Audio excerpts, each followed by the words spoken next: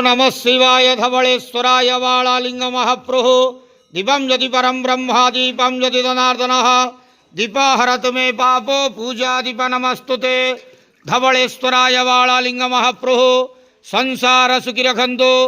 आज फाल्गुन मास शुक्ल पक्ष एकादशी तिथि शुभ शुक्रवार रे समस्त श्रद्धालु भक्त मानक आशीर्वाद करंतु, मनस्कामना पूर्ण करंतु, कर्म क्षेत्र उन्नति करंतु, ग्रहरिष्ठ खंडन करंतु, जगतर मंगल करंतु, विश्वर कल्याण करंतु, आपणकर नाम प्रकाश करंतु, सेवकर डाक श्रवण करंतु, समस्त ग्वावसा भक्त मानकर मनस्कामना पूर्ण करंतु।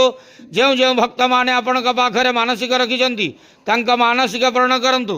बाबा धवलेश्वराय वालालिंगाय नमो नमः। संसार सुखी रखंतु, आनंद गवार।